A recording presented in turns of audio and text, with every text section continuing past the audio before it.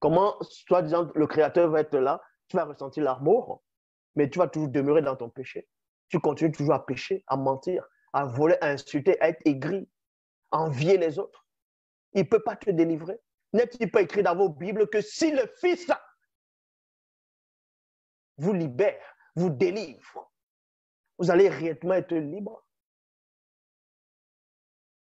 Si vous n'êtes pas libre, ça veut dire qu'il ne vous a pas libéré.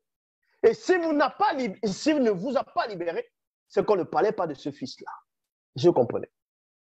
On ne parlait pas de ce Fils-là.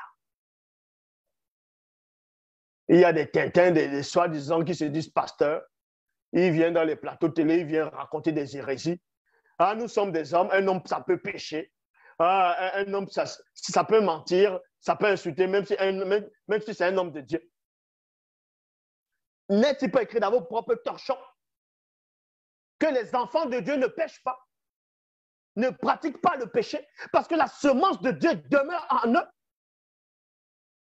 Quand on va leur donner ça, ils vont prendre un autre verset pour vouloir contredire le même verset sans savoir que, en voulant donner le verset contradictoire, ça montre par là que ce sont des Bibles remplies de contradictions. Ils vous disent que celui qui dira qu'il n'a jamais péché fait de Dieu menteur.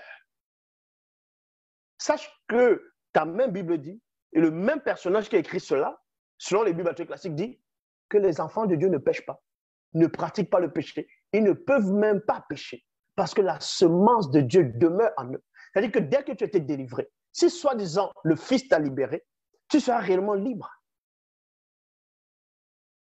Quand votre Jésus, dans les Bibles classiques, en fonction des personnes, certaines personnes, il dit, il guérit telle personne, il dit, va et ne pêche plus.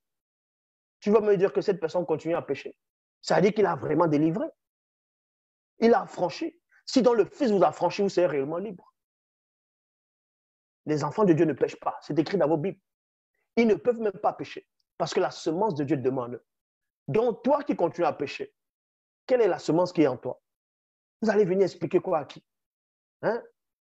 Oh, un homme de Dieu peut mentir parce que c'est un homme, il est dans la chair. Ah!